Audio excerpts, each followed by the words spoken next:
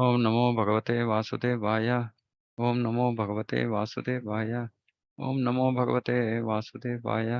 ओम अज्ञानतिमिरान्धस्य ज्ञानाञ्जनशलाकया चक्षुरुन्मिलितं येन तस्मै श्रीगुरवे नमः। चैतन्यमनोभीष्टं स्थापितं येन भूतले स्वयं रूपकदा मह्यं ददाति स्वपदान्तिकं। वन्देऽहं श्रीगुरो श्रीयुतपदकमलं श्रीगुरून् वैष्णवांश्च। श्रीरूपं साग्रजातं सहगण रघुनाथान्वितं तं सजीवं साद्वैतं सावधूतं परिजनसहितं कृष्णचैतन्यदेवम् श्री राधा कृष्ण पादान सागण ललिता श्री विशाखान्वितांश्च। हे कृष्ण करुणा सिंधु दीनबंधु जगतपते गोपेश गोपिका कांत राधा कांत नमोस्तुते। सप्त कांचन गौरांगी राधे वृंदावनेश्वरी वृषभानुसुते देवी प्रणमामि हरिप्रिये। वाञ्छाकल्पतरुभ्यश्च कृपा सिन्धुभ्येव च पतितानां पावनेभ्यो वैष्णवेभ्यो नमो नमः। जय श्री कृष्ण चैतन्य प्रभु नित्यानंद श्री अद्वैत गदाधर शिवासादि गौर भक्तवृंद। हरे कृष्ण कृष्ण कृष्ण हरे हरे हरे राम राम राम हरे हरे। हरे कृष्ण।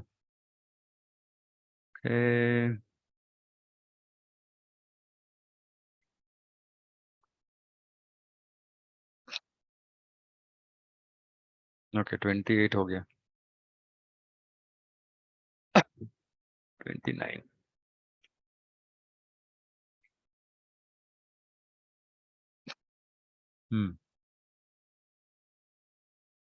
किसी के पास है भगवत गीता यथारूप?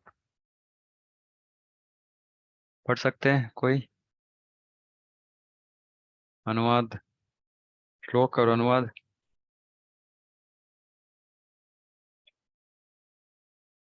ओके। हरे कृष्णा प्रभु जी, कौन हाँ, सा श्लोक है? 29 थर्ड चैप्टर। एक मिनट है। Third chapter 29।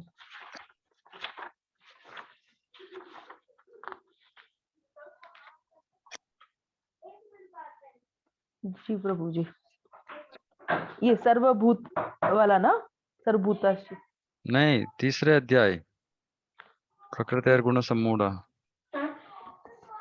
Third chapter 29 verse.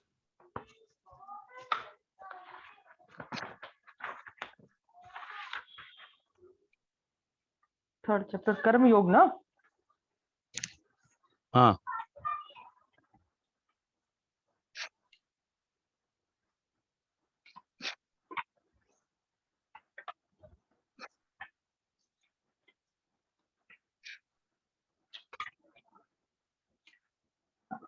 जी प्रभु जी।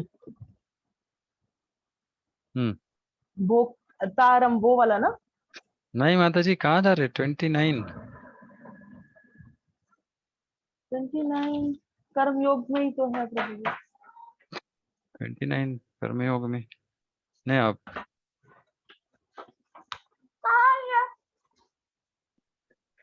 प्रकृति गुण सम्मूढ़ा सज्जन्ते गुण कर्मसु तान कृत्स्न विदो मंदान कृत्स्न विन्न विचालयेत।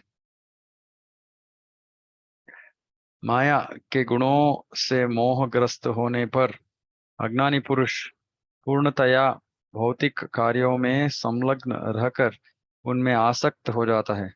यद्यपि उनके ये कार्य उनमें ज्ञान भाव के कारण अधम होते हैं, किंतु ज्ञानी को चाहिए कि उन्हें विचलित न करे। ओके, ये यहाँ क्या बोल रहे हैं कि जो अज्ञानी है वो ये तीन गुणों से मोहग्रस्त होकर क्या करते हैं? अज्ञानी पुरुष पूर्णतया भौतिक कार्यों में डूब जाता है। और उससे आसक्त हो जाता है। हाँ? और लेकिन हमको क्या करना है? हम जो ये ज्ञान प्राप्त कर रहे हैं, हमारा कर्तव्य क्या होता है? यहाँ बोल रहे हैं, यद्यपि उनके ये कार्य ज्ञानी, किंतु ज्ञानी को चाहिए कि उन्हें विचलित न करे। अभी जो ज्ञानी है, हम जानते हैं कि हाँ ठीक है, ये तो ऐसे डूब गया है भौतिक विषयों में, और बहुत अटैच हो गया है भौतिक कार्यों में। लेकिन हमें क्या करना है? उसे विचलित न करना है, न करे, क्योंकि उनको समझ में नहीं आएगा अभी। तो जो ज्ञानी है उसको पता है कि वो जो कार्यों में अभी कार्य कर रहा है, वो ज्ञान का अभाव के कारण है, क्योंकि उसके पास ज्ञान नहीं है। ज्ञानी है वो भी, तो इसीलिए वो ऐसे कार्यों में लग रहा है। लेकिन हमें उसको इमीडिएटली उसको उस काम से बाहर खींचना नहीं है। उसको विचलित नहीं करना है। हम्म। तो ये जो प्रचार करते हैं उनके लिए है ये श्लोक। हम्म। अज्ञानी मनुष्य स्थूल भौतिक चेतना से और भौतिक उपाधियों से पूर्ण रहते हैं। उपाधियों से पूर्ण, उपाधि का मतलब क्या है? स्थान।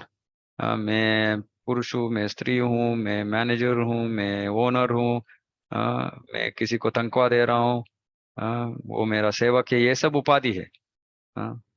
तो अज्ञानी मनुष्य स्थूल भौतिक चेतना, ये स्थूल भौतिक चेतना है, क्योंकि इसका स्थूल भौतिक चेतना का मतलब क्या है कि हम भौतिक स्तर पे देख रहे हैं, शरीर के स्तर पे देख रहे हैं, और देख रहे हैं कि सब वस्तु को हम शरीर के दृष्टिकोण से देख रहे हैं, और बोल रहे हैं कि ऊंचा है नीचा है। लेकिन जो आत्मा के दृष्टिकोण से देखता है उसको पता रहता है कि सब आत्मा ही है, तो उसमें कुछ भिन्नता है ही नहीं।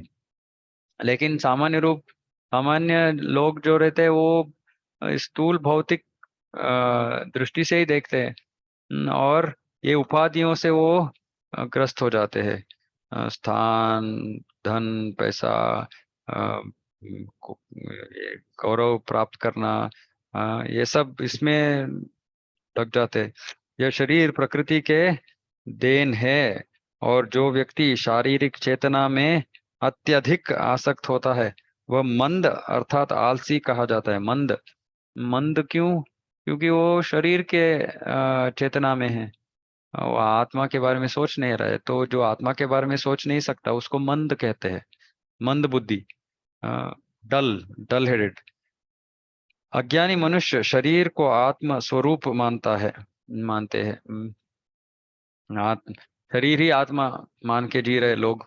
मैं इसलिए शरीर के लिए इतना कुछ करते हैं लोग, इतना इतना इतना कुछ करते हैं। पूरा जो सृष्टि है, पूरे विश्व में लोग हैं, सब लोग इस शरीर के पीछे पड़े हैं। शरीर का देखभाल, शरीर को ठीक तरह से खाना दो, कपड़े दो, रहने के लिए जगह दो, और उसका जो क्वालिटी है उसको बढ़ाते रहो। वही हमारा प्रगति है। क्योंकि हम आत्मा को देखते ही नहीं। अभी हम जब भक्ति में आए हैं, भक्ति कर रहे हैं, लेकिन फिर भी हम दूसरे में आत्मा को देखते नहीं। हम सिर्फ उनके शरीर को ही देखते हैं। और बोलते, कोई मिलता है बहुत दिनों के बाद, बोलते हैं, पतले हो गए हो, मोटे हो गए हो, यही है हमारा बात। ये कृष्ण भावना अमृत ना भावना नहीं है, ये शारीरिक स्तर पे है। तो हमको ये सब छोड़ना है। जब भक्तों को देखते हैं तो भक्तों में जो भक्ति है उसको देखना है। और आत्मा को रिकॉग्नाइज करना है कि आत्मा है। हाँ, बल्कि हम आत्मा को छोड़ के शरीर को देखते, तो ये शारीरिक, हम्म, अम, शरीर को आत्मा स्वरूप मानते हैं। वे अन्यों के साथ शारीरिक संबंध को बंधुत्व मानते हैं। जो शारीरिक संबंध का मतलब है पति पत्नी बच्चे, ये सब शरीर के कारण संबंध।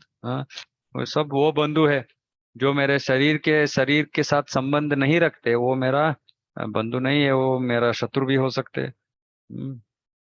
जिस देश में यह शरीर प्राप्त हुआ है उसे वे पूज्य मानते हैं। एक बहुत महत्वपूर्ण प्रसिद्ध भागवत का श्लोक है। हम्म, हम्म, कह रहे हैं कि जो अ, अ, हम्म, शारीरिक संबंध को बंधुत्व मानते हैं। जिस देश जिस जिस देश में यह शरीर प्राप्त हुआ है उसे वे पूज्य मानते हैं, और वे धार्मिक अनुष्ठानों की औपचारिकताओं को ही अपना लक्ष्य मानते हैं। औपचारिकता, ऐसे तीर्थ क्षेत्र जाएंगे, नहा के आ जाएंगे, ये औपचारिकता है। लेकिन उसका असली मतलब क्या है? कि नहाना है, परिशुद्ध होना है। हमारा जो चेतना है बदलना है, सोच है उसको बदलना है हमें। जीवन को बदलना है, सात्विक जीवन बिताना है। और वहाँ जो संत से श्रवण करना, ये उद्देश्य है। लेकिन जो औपचारिकता से काम करता है वो सिर्फ जाएगा, नहा के वापस आ जाएगा, हो गया, तीर्थ क्षेत्र का दर्शन हो गया। ऐसे भौतिकता ग्रस्त उपाधिधारी पुरुषों के कुछ प्रकार को कार्यों से सामाजिक सेवा, राष्ट्रीयता तथा परोपकार है। तो ऐसे जो व्यक्ति है उनको हम सीधा हम उसको भक्ति के कार्यों में लगा नहीं सकते। क्योंकि वो इतना मोहग्रस्त है कि बोलेगा नहीं नहीं नहीं, ये सब भक्ति नहीं, भगवान नहीं, पहले इतना सारे भौतिक विषय है, लोग इतना खाना नहीं मिल रहा है लोगों को, इधर ये सब ऐसे विषयों के बारे में बात करते हैं, तो उनको ऐसे कार्यों में लगाओ। जो अहिंसा, हम्म, ऐसे परोपकार, ऐसे कार्यों में लगाओ उन्हें। क्योंकि वो अभी भक्ति को स्वीकार करने के स्तर पर नहीं है। तो हम जब ऐसे व्यक्तियों से मिलते हैं तो उनको सिर्फ दान करने के लिए बोलते हैं, हाँ हम लोगों को खाना खिला रहे हैं, या ऐसे नहीं तो उनको दान, ऐसे अहिंसा, कुछ काउ प्रोटेक्शन के लिए दान, नहीं तो अ, खाना खिलाने के लिए कुछ, ऐसे कुछ भी उनको हम उनको सीधा भक्ति के कार्यों के बारे में बता नहीं सकते, क्योंकि वो समझेंगे नहीं। तो प्रभुपाद जी आप बोल रहे हैं कि नैतिक सिद्धांतों, जो मूलभूत नैतिक सिद्धांतों तथा इसी प्रकार के परोपकारी कार्यों में लगे हो सकते हैं, तो उनको वहां हम इन्वॉल्व करेंगे, ना कि डायरेक्ट भक्ति। और हम जाके उनको बोलेंगे नहीं कि तुम गलत काम कर रहे हो, छोड़ दो, नहीं, जो भी काम कर रहे हो करो, पैसे को कहीं अच्छे कार्य में लगाओ। और अच्छे कार्य क्या है, आरंभिक स्तर में ऐसे समाज सेवा, मूलभूत नैतिक सिद्धांतों के आधारित कार्यों में लगाओ।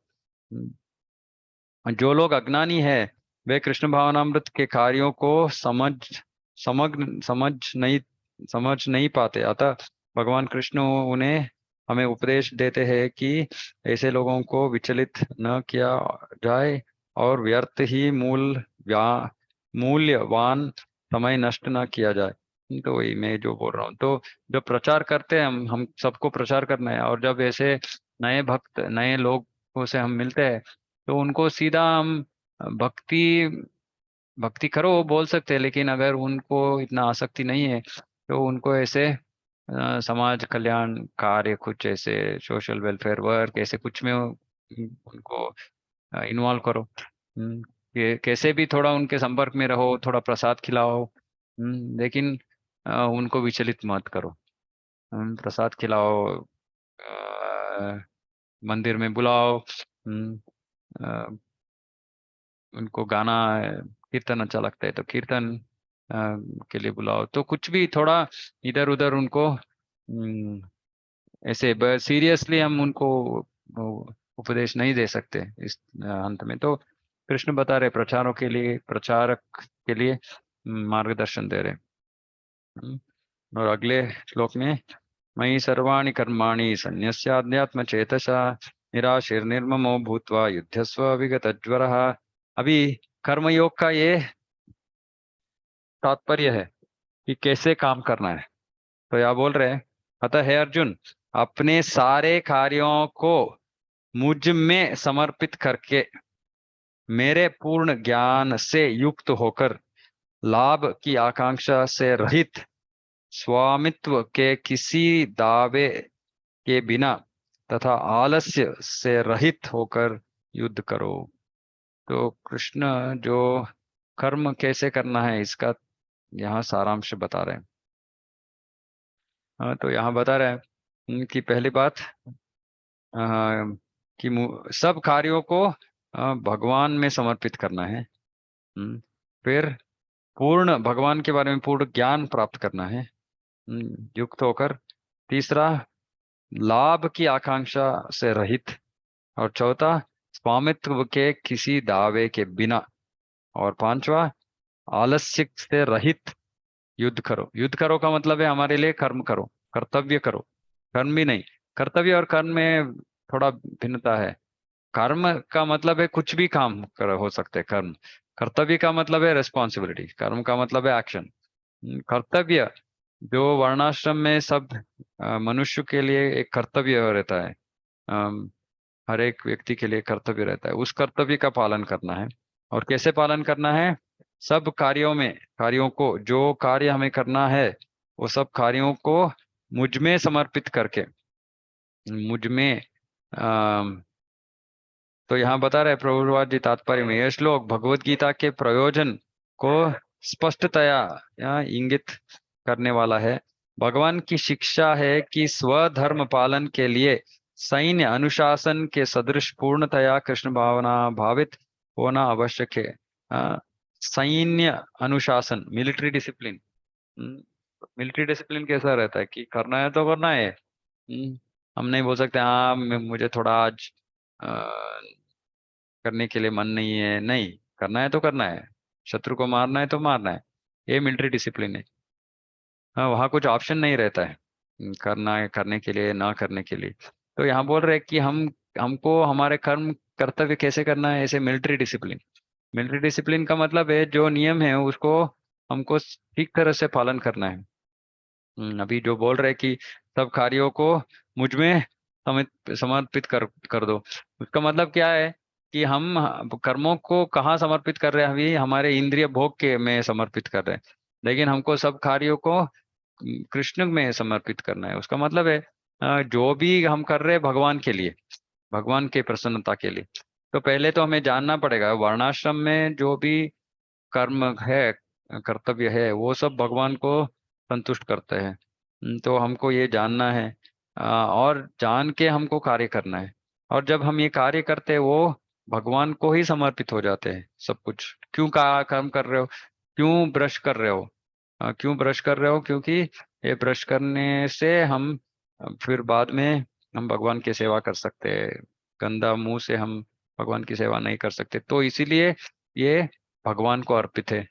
तो अभी हम क्या करते हैं, इसका उद्देश्य भूल के हम टूथपेस्ट के ऊपर ध्यान देते हैं, टूथब्रश के ऊपर ध्यान देते हैं, और दांत इतना वाइट है, कलर है, उसके ऊपर फोकस करते हैं। लेकिन वो असली उद्देश्य क्या है? मुंह को स्वच्छ करना, स्वच्छ रखना, और भगवान की सेवा में लगाना।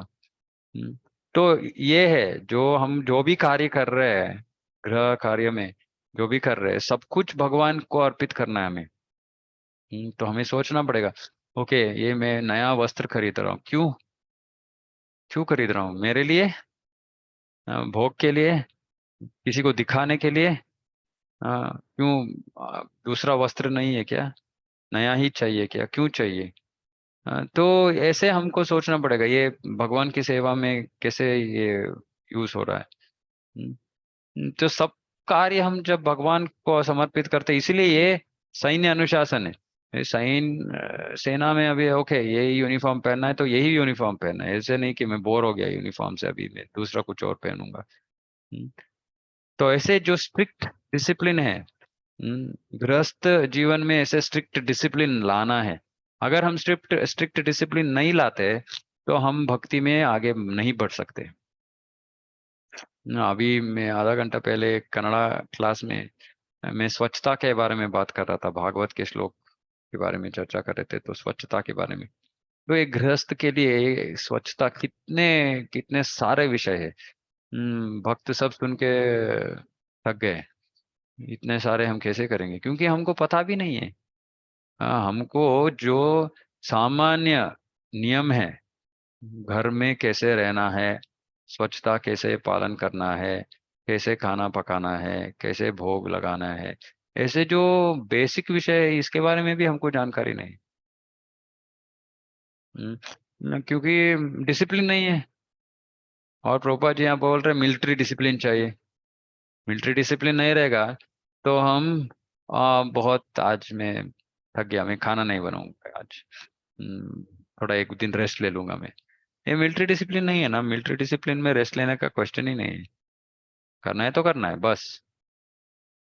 तो ऐसे गृहस्थों को ऐसे जीवन, अगर ऐसे जीवन बिताएंगे फिर हम कृष्ण को पा सकते हैं। या कृष्ण को पाना इतना आसान है क्या? क्या समझते आप? आपका आप क्या सोचते? कृष्ण को पाना आसान है क्या मुश्किल है? आपका राय क्या है? हरे कृष्ण प्रभु जी। हरे कृष्ण। एक तरफ से मुश्किल भी है और एक तरफ से बहुत तेज है प्रभु जी। हाँ, ये कैसे इजी है, कैसे मुश्किल है? इजी तो ऐसे है प्रभु जी, जैसे श्रद्धा से भगवान को ये करे, कुछ भी करे श्रद्धा से करे, सब भगवान को समर्पित करे तो फिर पा लेते हैं भगवान को। हम्म। ओके। और और कभी मुश्किल भी लगता है प्रभु जी। मुश्किल क्यों लग रहा है? मुश्किल जैसे सब हमारे हाथ में नहीं होता ना प्रभु जी। ओके। कभी कुछ करने में प्रॉब्लम आती है तभी लगता है बहुत मुश्किल। ओके। ओके। और कोई कुछ कहना चाहता है? सीता माता जी, आप कुछ कह रहे थे।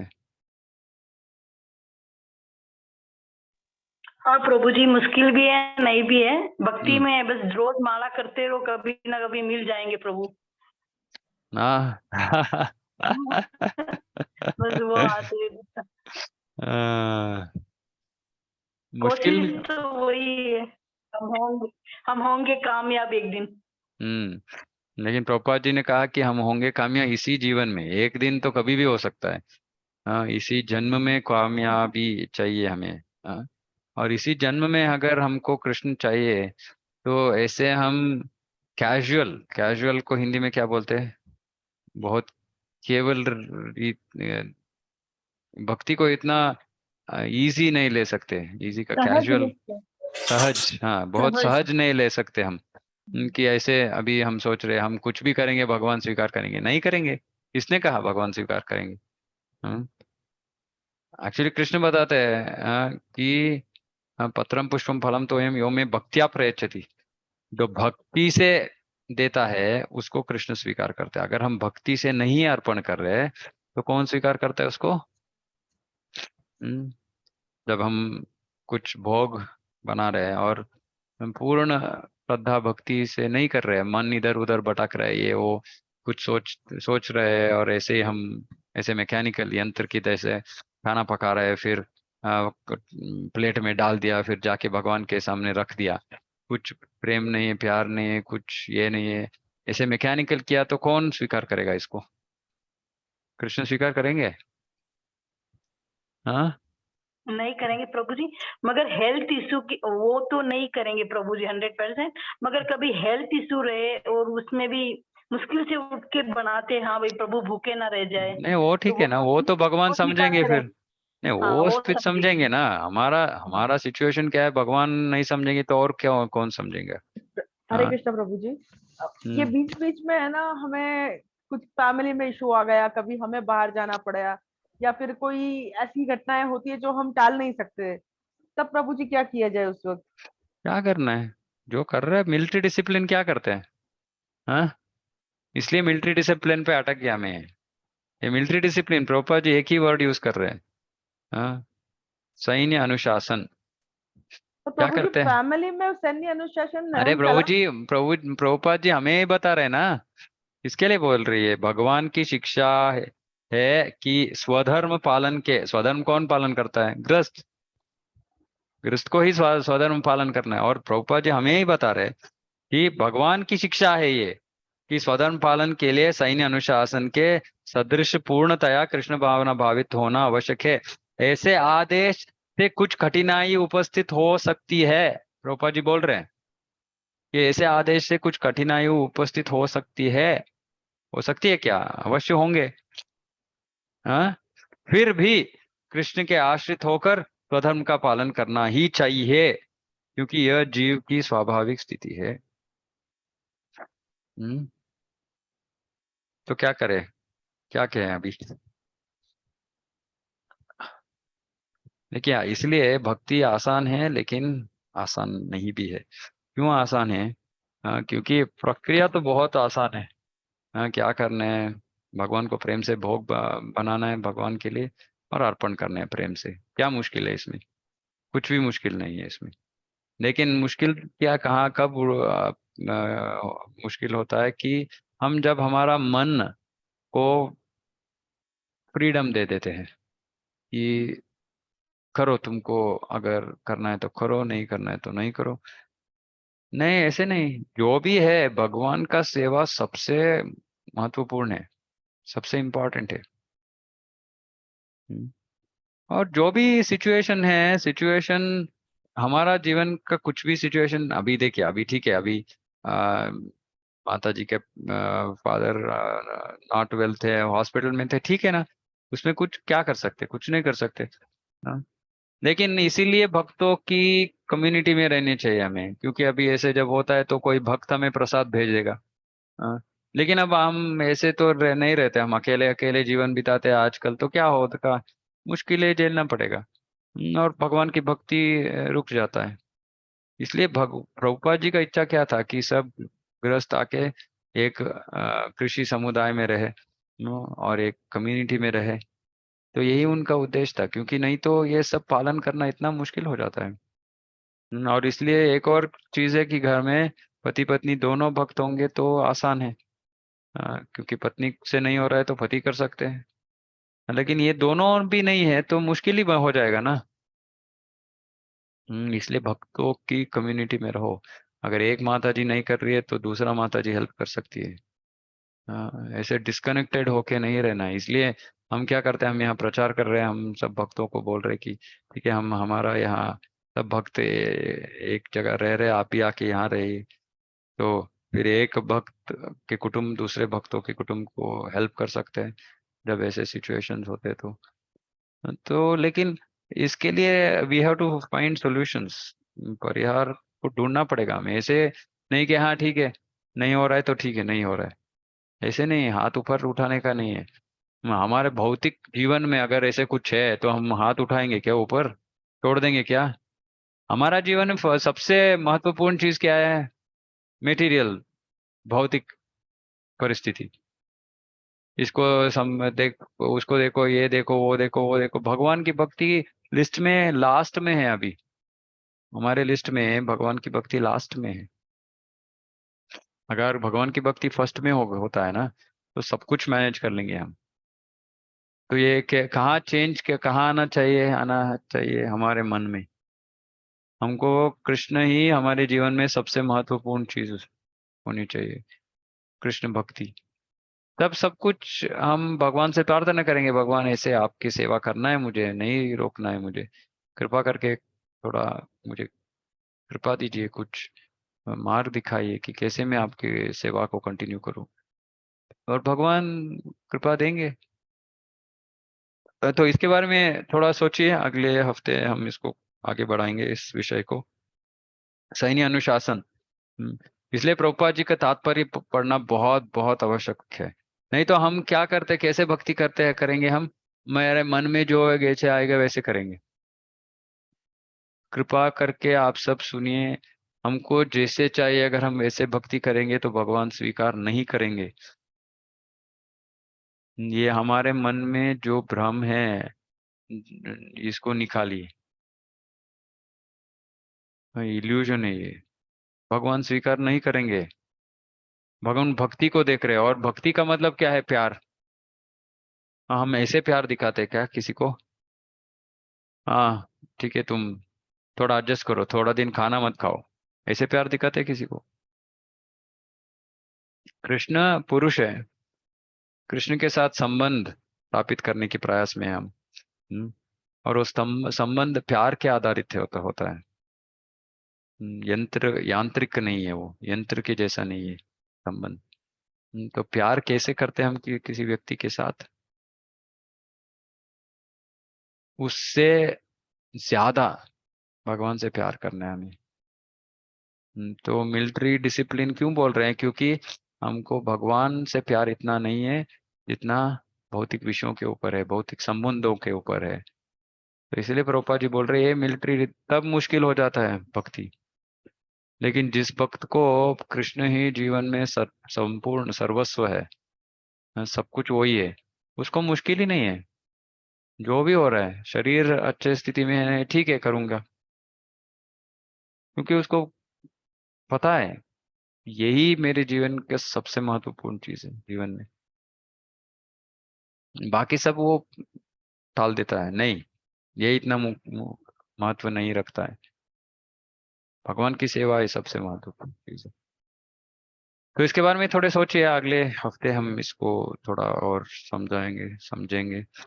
तो सब कुछ कार्य हमें भगवान के लिए, भगवान में समर्पित करना है हमें। इसके बारे में हम अगले हफ्ते चर्चा करेंगे। 9 बज गया अभी, यही खत्म करेंगे। ठीक है, किसी का कुछ प्रश्न है तो चर्चा कर सकते हैं, नहीं तो अगले हफ्ते तक सोचिए इस विषय के बारे में। प्रभुपाद जी ऐसे कुछ नहीं लिखते।